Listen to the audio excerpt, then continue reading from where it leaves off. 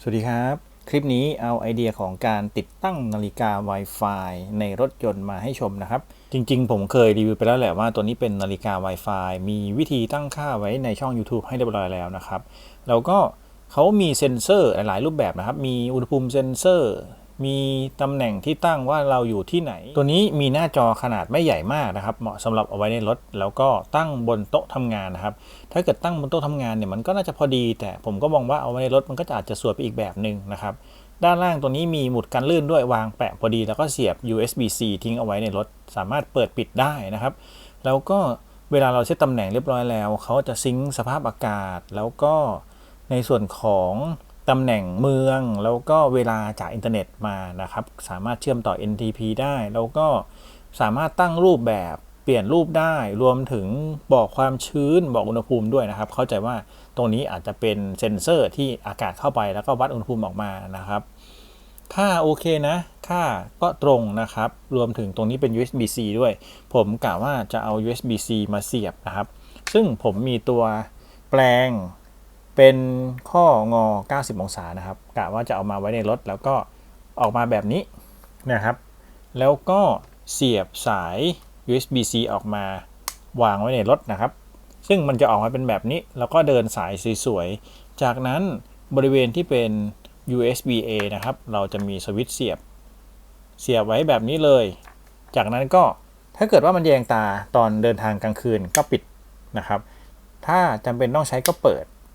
แล้วก็เราใช้ Hotspot Wi-Fi ที่พกพาไปเชื่อม Wi-Fi ให้เขาซิงค์เวลานะครับก็น่าจะโอเคนะผมเชื่อมต่อ Wi-Fi บ้านไปแล้วได้ IP ตามที่เห็นนะครับผมก็จะเข้ามาทางเว็บพิมพ์ 192.68.7.162 ตาม IP เมื่อสักครู่หลังจากนั้นเขาจะเข้าเว็บตั้งค่านะครับคล้ายๆกับเว็บตั้งค่าของเราเตอร์แบบนี้เราสามารถที่จะเข้ามาดูแล้วก็ตั้งค่าตรงนี้ได้ผมก็จะเปลี่ยน Wi-Fi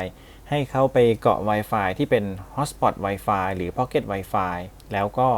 ผมจะพกไปด้วยนะครับโดยที่ Wi-Fi ที่ผมจะเปลี่ยนก็จะเป็น iPad 7 นะครับ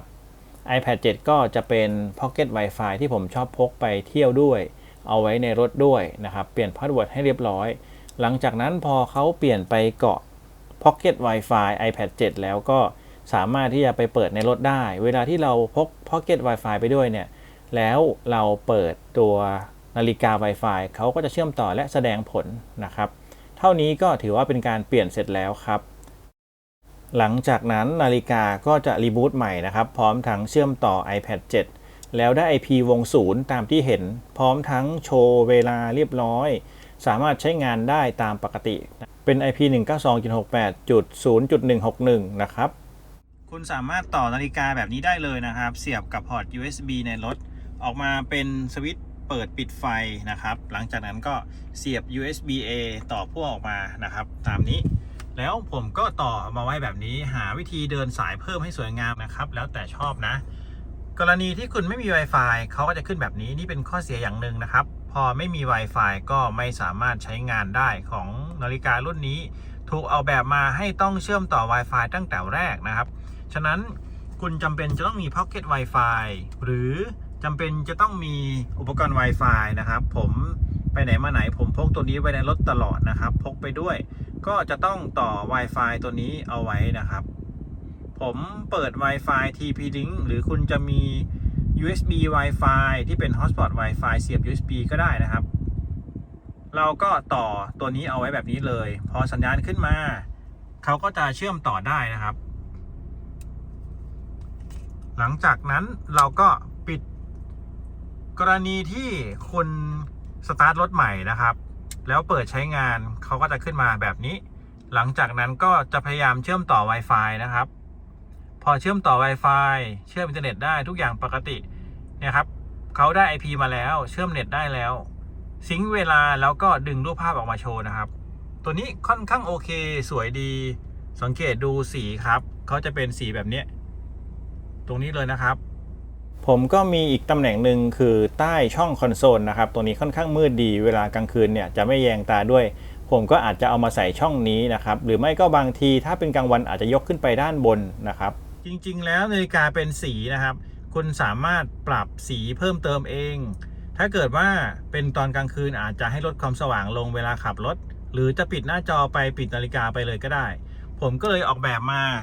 ให้ใส่เป็นสวิตช์เปิดปิดแบบง่ายๆแบบนี้นะครับให้เราสามารถที่จะเปิดปิดนาฬิกาได้ง่ายๆเวลาที่เราเดินทางไกลก็ปิดสวิตช์ไว้ก็ได้แล้วค่อยเปิดดูตอนที่ต้องการความสวยงามนะครับเอาไอเดียมาฝากประมาณนี้ถ้าเกิดว่าคุณไม่มี Wi-Fi ในรถไม่แนะนำให้ใช้นะครับเพราะว่าเขาจะไม่สามารถเชื่อมต่อได้อย่างที่เห็นนะครับเอาไอเดียมาฝากไอเดียง่ายๆสามารถที่จะทำเองได้เลยนะครับท่านใดมีคำถามคอมเมนต์ไว้ได้เลยเดี๋ยวจะรีบตอบมาตอบให้ขอบคุณที่รับชมครับสวัสดีครับ